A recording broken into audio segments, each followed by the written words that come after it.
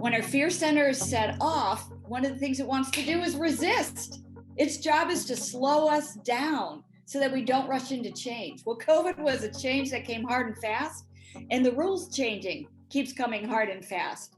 So I can see where someone would dig their heels in and go, no, no, no, no, no, this cannot be real. No, no, no, no, no, I'm not going to change.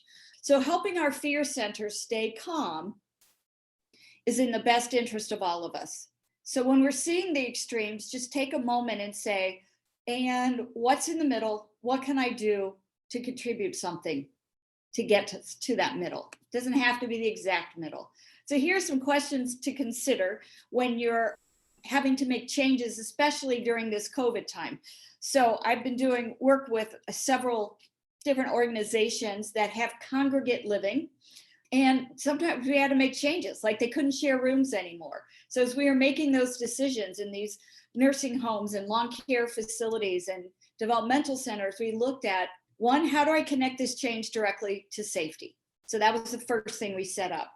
And then who can best connect this change directly to safety?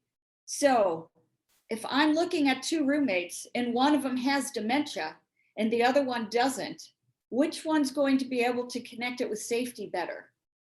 Probably the one without dementia. So how am I making those affected feel safe enough to express how they feel about it?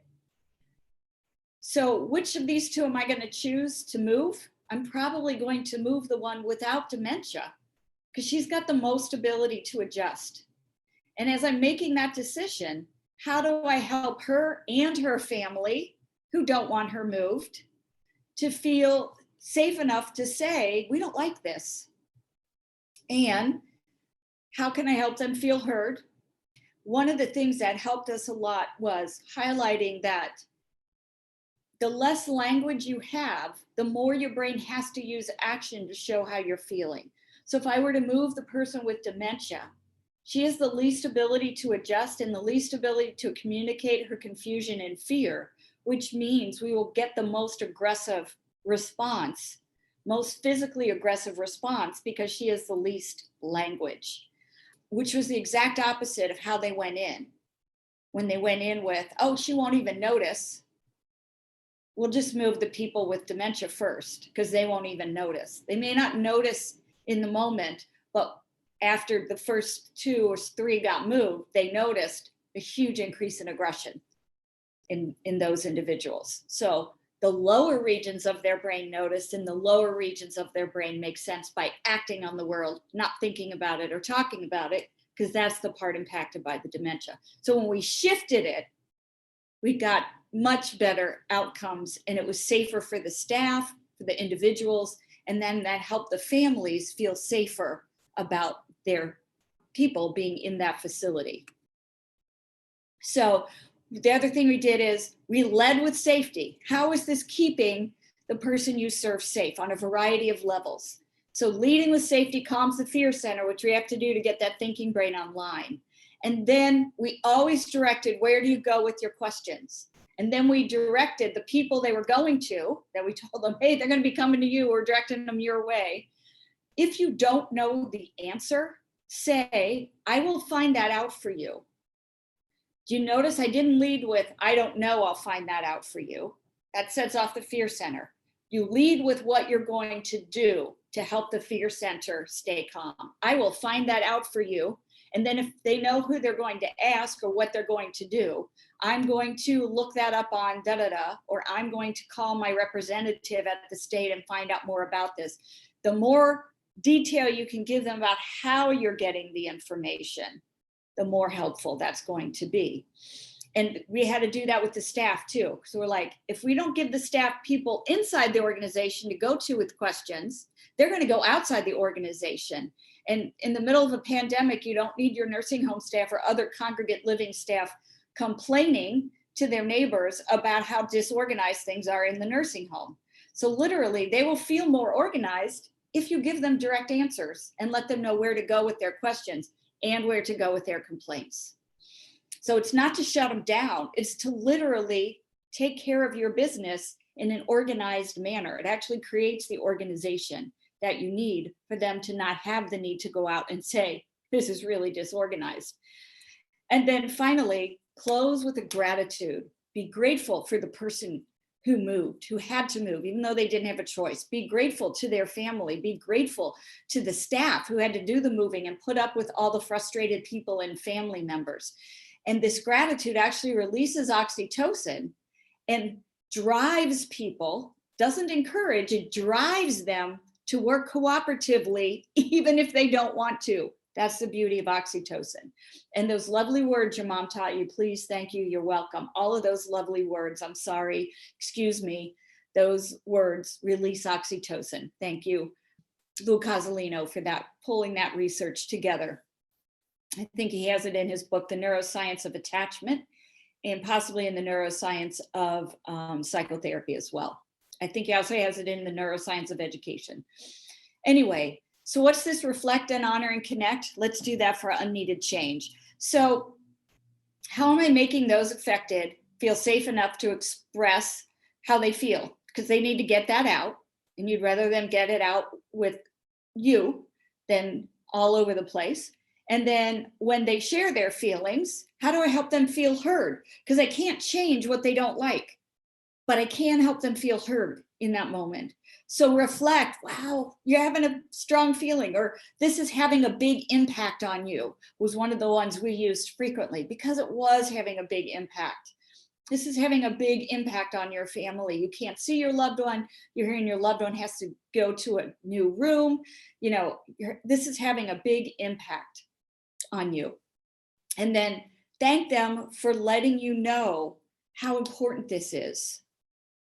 And sometimes my heart felt sorry for the families that weren't calling in upset. So thank you for letting me know this is important. Thank you for letting me know this is difficult. And then how can we get through this together? So the goal is not to change what you have to do to keep people safe, but how can we work together to get to that safety? You cannot ask that question without first reflecting that this is having an impact on them, and that you appreciate them letting you know how difficult and unpleasant this is for them. And now let's figure out how we can get that together. So the first one releases dopamine, second one oxytocin. You're prepping their brain so that when you ask that, how can we work it together? You got the best chance of their brain being able to work with you. So our first person in a mandala, just make a little person, little head, arms, legs, another arm. Always put clothes on them. Really easy way to put clothes on a gingerbread person is a little V-neck and a waistline. Bingo, got clothes. I think this person even added things at the ankles and wrists, but you don't have to. You just need a V-line and a waistline. You got clothes. Fear Center does not like looking at people without clothes. Like, that feels very vulnerable. So we want our thinking brain online for this activity. So please always make sure you've got clothes on these if you're going to use those with someone. So I want you to identify what cues you get when your body's just starting to get stressed, when you're just starting to feel it, like, ooh, I'm getting that feeling. And then using the art materials we asked you to bring, if you could give that stress a shape, a size, and a color. Notice where you feel it in your body, and you're just going to color it on there. I'd make a little person, put a circle around it, which, by the way, gives you that boundary that your fear center loves. And anything round, the fear center thinks, especially if it's round about the size of the human head, which drawing it on an 8x10 piece of paper will do for you, it calms, because it might be a human. So that circle around that person's helping in two ways. It's giving you a boundary, which your fear center loves, and it's round like a human head, which your fear center loves also. And for me, I would draw, it feels like a little green squiggle I get in my chest when I'm just starting to get mad. And I notice the madder I get, the redder the squiggle gets, and the more it radiates from my chest, down my arms, up my neck, up my head, down. So just take a moment and notice when you're first getting agitated, where do you feel it? And we're going to give it a shape, size, and color, put it on this body mandala. Why are we doing that? We're doing that so we can get a picture. So now I know my very first starting to get angry feeling is my green squiggly chest feeling. Why does that matter? Because pictures have the passport. If I'm coming at it with words and my thinking brain's offline, I'm getting nowhere. I'm hitting the force field, getting nowhere. But the minute I say, ooh, getting the green squiggly feeling, oh, we know what that is.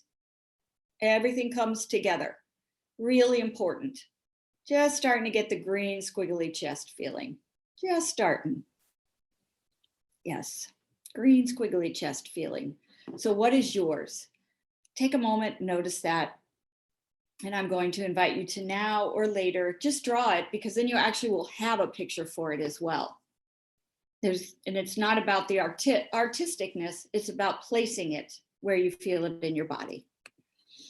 So I'm going to go quickly through these. These are like reference things I want to make sure that you have. Primary and secondary. Primary is when you are in the path of danger. So what the example I used to use before COVID was if you are working, say, in a prison or a juvenile detention center or even a partial hospitalization program, and sometimes the people you're serving attack you, that's primary stress. Guess what? We're all living with COVID. So we're all living with primary stress right now. That's why it's so disruptive to our society. As Dr. Amy Acton noted in her quote about how it disrupts the fabric of society. So please know we're all under primary and secondary stress right now. And I gave you this. It is something that I created with the Columbus Care Coalition in the Center for Family Safety and Healing through Nationwide Children's Hospital in Columbus. And what we did is we took the research on stress, also the research on compassion and resilience, and put it together in this table that looks at compassion distress. When it's distress, your cortex is still online, so you're even able to name it. But once it kicks into secondary stress, your limbic system's getting more activated. When it kicks into vicarious trauma, now your limbic system's in charge. And when it hits burnout, you're in your brainstem. Why does that matter? Because your brainstem's below your empathy center. Remember, felt safety, attachment, regulation. That attachment center of your limbic system is your empathy center. So when you're in burnout, you're below your empathy center. So when I'm watching people not have empathy for one another, I know they're in burnout. They're in their brainstem. So why does this matter? Because we can get to compassion satisfaction. So when we're at the distress level, if we notice our desire for help, our desire to help, and what keeps you in this work, because that sense of purpose, whenever you're feeling distressed, just take a moment and think, why am I here? And sometimes we do that automatically. Remind me again, why am I here? But engaging with that sense of purpose actually moves you over into compassion satisfaction. And then compassion resilience is, how do I want to advocate? How do I want to help bridge the gap between the extremes I'm seeing? And we might not have enough energy for this side right now. It isn't bad, good, best. It's just where we are, noticing where you are with curiosity and where you might like to go. So it's going to help your thinking line move you in whatever direction. And so, once again, if you're in that secondary, noticing a sense of accomplishment, the impact your actions have. So taking note of that, really helpful to your brain. And then power with, how do I help people be empowered? So I have power with them instead of power over them, can get you to that resilience piece. And when you're in the vicarious trauma, trauma-informed care, having a trauma-informed care mindset. So literally noticing, yes, there's trauma. This is challenging. And then what can I do to survive myself and help my community or those around me survive? What are we doing to work together? That's going to help us with our vicarious trauma. And finally, when there's burnout, we need self-care first, because that's what's going to bring our limbic system back online so we can have compassion. So we have to start with some compassion for ourselves. Then we're going to look at these resilience factors coming up, which are going to match up very nicely with the 5 things found in a mutually enhancing relationship. Whenever you're debriefing, by the way, we need to honor what they did to survive. So when you're debriefing with staff or with yourself, You must recognize and honor what they did to survive. And research shows, and this is in Lou Cozolino's Neuroscience of Psychotherapy, that when you honor what someone's done to survive, oh, and there's the reference right there. When you honor what someone's done to survive, it actually releases the trauma memory from the fear center, puts it in the cortex where the memory center is, where it can lose its edges over time. So you can relive that trauma 116 blue million times, but until you honor what you do to survive, it doesn't release from the central nervous system. So let's just cut to the chase and start honoring what we're all doing to survive this pandemic. And when you notice yourself in vicarious trauma, here's your curiosity questions. What are some ways I've changed over time because of this work? And you don't have to judge those things, just notice them. And then how has my worldview changed because of this work? And if you just notice them, instead of judging them, you will notice that when things challenge us, it allows our worldview to expand. So how has my worldview expanded because of this work? That will keep you in the curiosity part of your brain, which is in your cortex. And then when you're noticing the burnout, noticing what is working, notice what structure you do have. For me, it's jogging on that trampoline and watching those stupid murder mysteries. And they have to be fiction because the real ones don't always have the happy ending I discovered. So another self-care invitation we have is, how might you use the values that brought you to this work and those that keep you in this work and those that you want to pass on to the next generation to keep you going? And you notice I added a beginning, a middle, and an end. So I'm trying to get your brain in the practice of noticing sets of 3, and if it has a beginning, middle, and end. And sometimes your end brings you right back to your beginning, and that's okay too. But all of this is calming the fear center, keeping your thinking brain online. So now we're going to notice those values. Where do you feel those values in your body? Just notice, the things that got me into this work, the things I value about my work, about the accomplishments and changes that happen because of sharing my gifts, the values I've learned from a loved one that I'm keeping alive in the world, the values I'm passing on to the next generation or to those who have the courage to ask me for help. Notice what those feel like. Let's give them a shape, size, a color. Got your body mandala, put them on there. Then you're going to name them, not a feeling word. Mine's my rainbow heart open chest feeling. I feel colors, all the colors of the rainbow and my chest opening. My rainbow heart open chest feeling. What is yours? We need that picture so that when we're starting to get that stress feeling, we can think, what can get me one step away from my squiggly green chest feeling and one step closer to my rainbow heart open chest feeling? You notice I'm saying step because your steps are in the middle. I don't want to go from one extreme to the other. That puts me on my fear center. Even just thinking about having to get from my green squiggly feeling to my rainbow, all the way to my rainbow heart feeling, makes my chest go. So just one step closer. Notice what that feels like. Yes.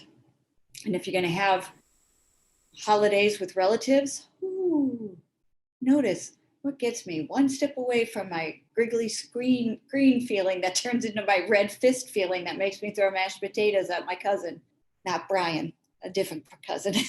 It gets me one step closer to my rainbow heart. Why can't Paul be more like Brian feeling? Awesome. So we're going to conquer this invisible enemy and identify the 5 good things found in mutually enhancing relationships and how to get them out of physical distance and how to lead along the cliffs of safety. We're going to start with those cliffs of safety, leading along the cliffs of safety. And so when someone's feeling unsafe, how can I help them feel safe enough to work with me or someone else? So relatives who are really set in their ways, how can I help them feel safe enough to work with me so that I can have a Zoom Christmas with them possibly, or count on next year if they can't get to the Zoom Christmas. I'd like your help with. So if you need someone, so when we were moving to people, we actually approached them with, we'd like your help with making this a safer place for all people to live. So we're asking if you would work with us to move to a private space for a while, so everyone has their own room until this virus can be under control and we have a vaccine so we can all live safely back together again. So we're asking for their help, which by the way, gives you twice the dopamine. We didn't come in and say, we need you to move. Woohoo! Feel that sentence. I need you too. Woo, feel what that feels like in your body. Now feel like, I'd like your help with. What does that feel like in your body? How can I help them find a safe place to go when they need a break so that they don't have to run away from reality? Where can they go when they need a break? How can I help? How can they let you know when they need a break? So make it a two-way street. As we're moving your stuff, if it gets overwhelming, what sign would you like to give us? Because guess what? Spontaneous speech goes offline first. So don't come up with a word because they won't be able to get the word out. Come up with a sign or a symbol, whatever it is. How can I help them feel safe enough to let me or others know they disagree or upset about something? And that's where Reflect, Honor, and Connect comes in. You can reflect someone's disagreement, which doesn't mean you're agreeing with them, but you're letting them know, I hear you, that this feels like this to you, and you feel strongly about it. Thanks for letting me know. And together, let's see where we can meet in the middle. Yeah, how can they let you know this isn't fun? Whenever possible, if you can do a yes when or a yes instead. So Brian was like, hey, yes, when I'm vaccinated, you can hug me all you want. But until then, I need you to stay over there. Or, hey, instead of a hug, just put your arms around yourself and hug yourself. He goes, just pat yourself. This is a big hug from Brian. So what does your yes when or yes instead look like? How do I help them feel safe enough to actually act? So that's going to get us out of the freeze response. Sometimes we have to just sit with someone and breathe with them for a while. That's a really good way to help the thinking brain come online and help someone feel safe enough. And then what would you like your first step to be? It also helps to have pictures for those feelings. Ooh, I'm wondering right now if you're having your red exploding chest feeling, wondering if we can just breathe through that. Let's just breathe through it together. I'm wondering what can get us one step closer to your rainbow open heart feeling. Just one step. We just have to take one tiny step, but not till you're ready, allowing them to say no.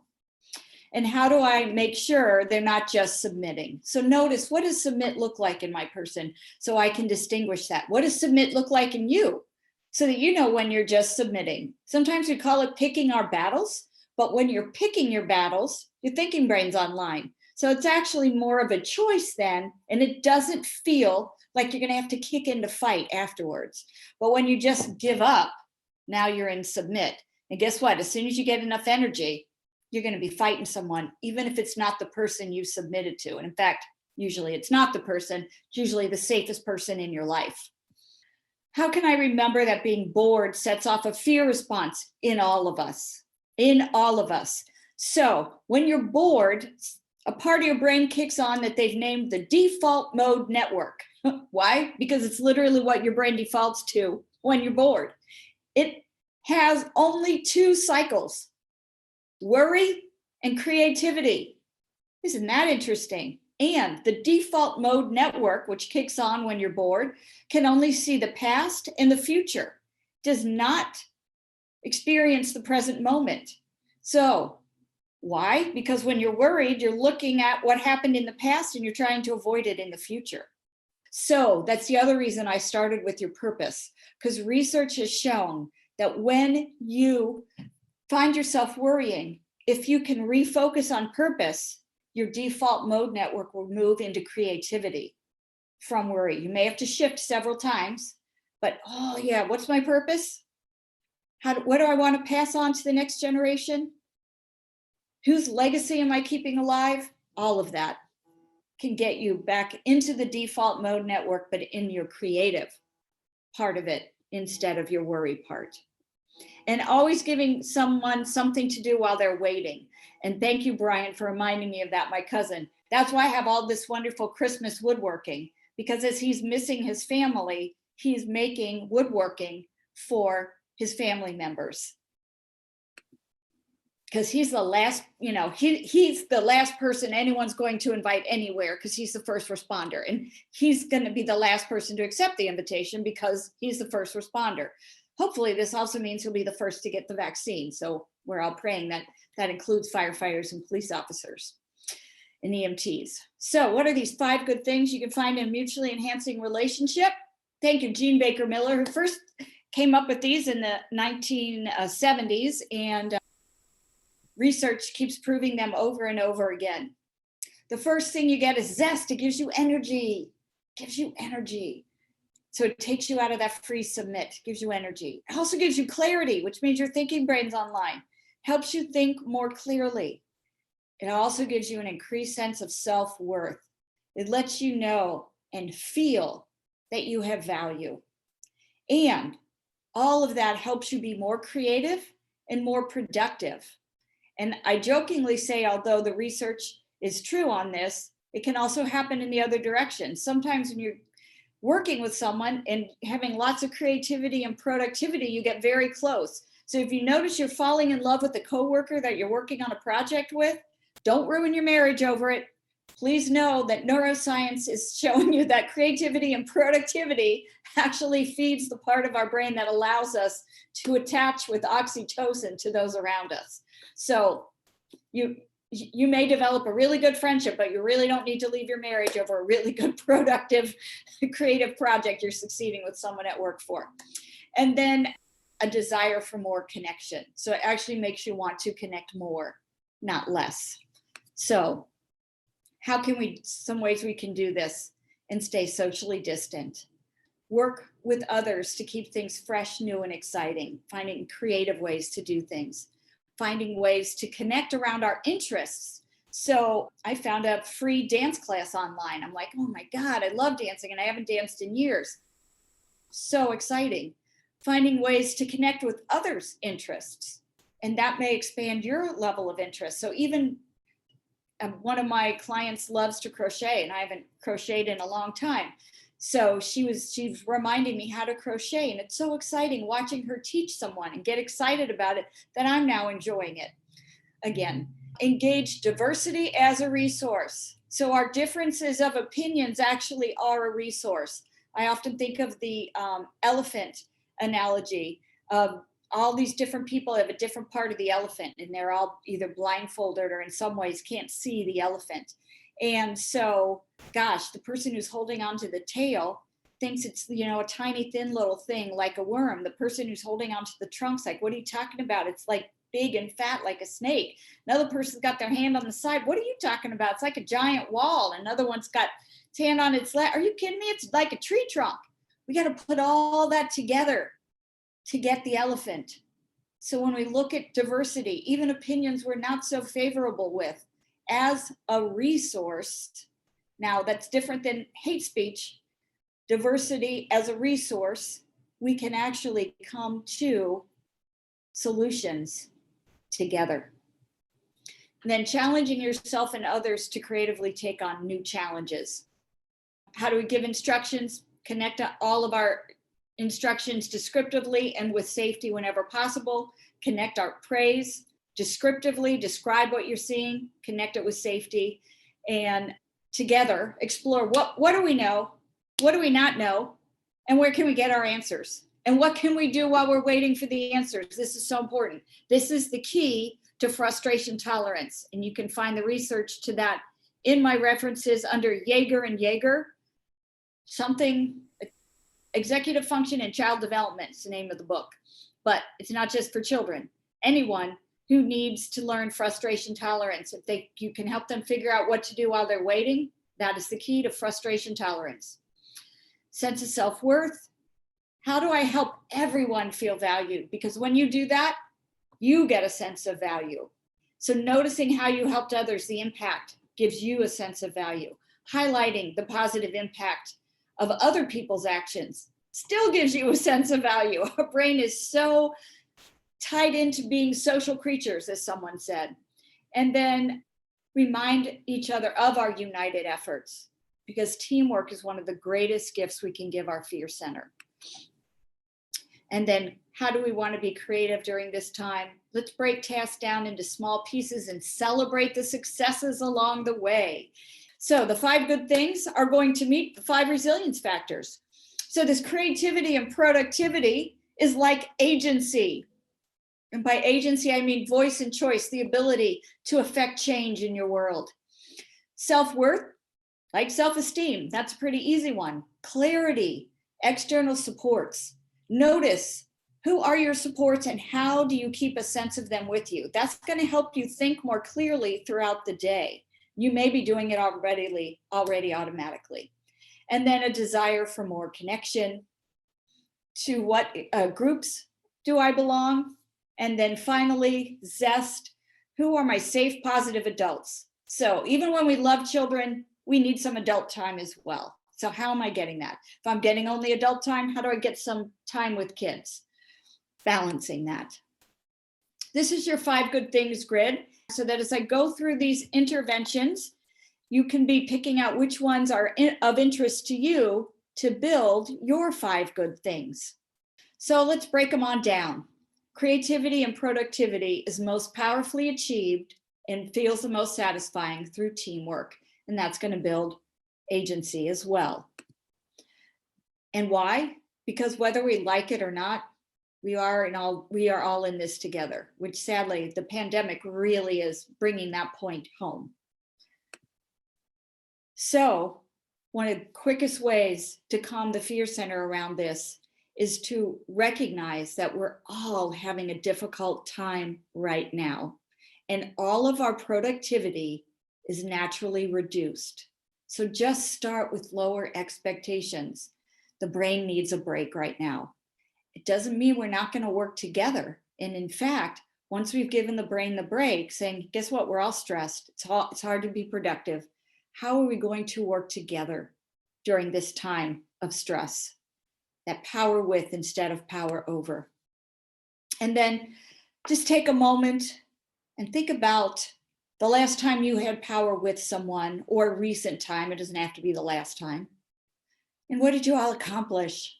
Notice what that feels like in your body. Just notice that feeling. Now, of course, we're going to give it a shape, size, and a color. It's my blue ocean heart feeling. That's my feeling. Now I can even smell the salt water. My blue ocean heart feeling. What is your feeling you get when you're working with others? And the love onion is a way to get there as well. So be curious, how might the other person feel? So my family member, I'm struggling to understand, how might they feel? How can I help them feel safe? And it doesn't mean I have to agree with them. Maybe if they can't be on Zoom, I can let them know, okay, I miss you and I love you. And I can't wait to see you when we can be together in person again. And how can I help them feel like they matter? I miss you and I love you, even though we disagree. And then all of this builds agency. And so here are some self-care activities. Having a success calendar. Remember, our brain does not hold on to successes. So literally having a calendar that makes note of them. I love to use the Women Who Dare calendar, because every day there's a little snippet about a woman who dared and how her actions changed the world. And it reminds me every day that I may feel insignificant, but my actions also can change the world, as do yours every day. An attitude of gratitude journal. Woo! Really helpful. And in fact, it boosts your immune system. Yes, it really does. So it's a really great way to fight this virus. I'm not saying don't get a vaccine, but I'm saying until there is one, this is a great way to boost your immune system. And then notice when you had power with others. And again, notice how that felt in your body, because that brings all of this together, the success, the gratitude, the connection.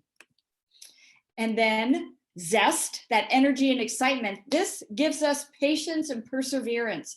It is the fuel for our tank. So we need to realize that when we're not in a pandemic, we all have this optimum arousal zone. But when we're in a pandemic, Sometimes the stress makes us get out of that arousal zone by going too high, or we just give up and sometimes we just need a break and we're below it. It's okay. That's just where we are right now. We don't have to judge it. We just have to notice it, just like you did. Where are you? Where would you like to be? So notice that your window of tolerance is smaller. It just is. So what concessions do you want to give yourself? And who's in charge? Let's switch our locus of control, fancy way of saying, from being an internal locus of control, from being an external, where things are being done to me. There's many things we can't control about this virus, but what can we control? We can create the life we want, which can move us off this victim part of the trauma triangle. We can invite ourselves to do some of these self-care activities, or invite those we love or those we work with, which can take us off that perpetrator part of the triangle where we're telling people, I need you too. Ooh, could you help us keep this place safer by? We could coach people instead of rescuing them. We want to rescue people. Now, if you're a first responder, please keep rescuing. Our lives depend on it. But when you're off duty, how do you coach instead of rescuing? So it took my cousin a while to learn how to coach his son how to do the woodworking instead of saying, let me just do this. And then self-worth. Who or what really matters to me?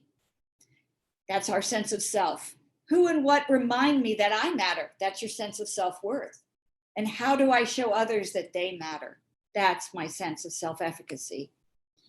Yes. What do those who work alongside you do to help you feel valued? Notice that. And you can have a gratitude for that. And even if you don't have a gratitude, but if you notice it, your fear center will automatically move to gratitude. And what do you do to help those around you feel valued? Because you're all awesome. And we all want to be somebody who helps everybody feel like somebody. And then supporting your own self-worth. What do you need to feel safe enough to? So whenever you need to do something and you're stuck, change it to this. What do I need to feel safe enough to? Maybe ask for help. Maybe take a break or some time off. Maybe seek support or consultation. Maybe explore your own professional counseling, because we need counseling too. Or create your own self-care activities. What do you need to feel safe enough to? And this is a self-care activity. If you could name 3 things that describe you, 3 of your strengths, and as you name each one, touch a finger to a thumb. Or you could name 3 gratitudes. Just pick one or the other, and we're going to name them right now. Do it again. One more time. Notice your breath. If you do this another 3 times, this will be the 3rd. Notice your breath. Now we've just made a link with our vagus nerve. So all we have to do is touch the fingers. We don't even have to remember the words. And our vagus nerve will give us that feeling of calm we received when we did this 3 times. Dopamine, that was noticing our breath. 3 more times. Dopamine, noticing our breath. And then caring for one another. You can offer specific, first of all, be you. You don't have to change who you are. Who you are is wonderful. Offer to help in specific ways, respect boundaries, and validate and honor your own journey, because we're all in this together, doing it in our own way.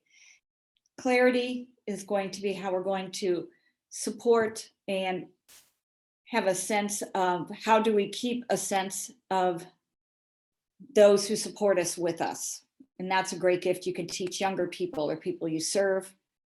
Noticing what gives you a sense of hope. And our final soul nerve activity is one you can do on your own. Just get comfortable in a chair and think about a courageous ancestor. You may not have known them personally, but someone had to sacrifice something for you to be alive today. Think about what your ancestors may have had to do so you could be alive. And notice what they did to survive. That's the most important part of this activity. And how does that survival skill live on in you? How do you make the world a better place with it, just like your ancestor did? And how do you pass it on to the next generation so they can keep making the world a better place with it? So thank you, everyone. Have a great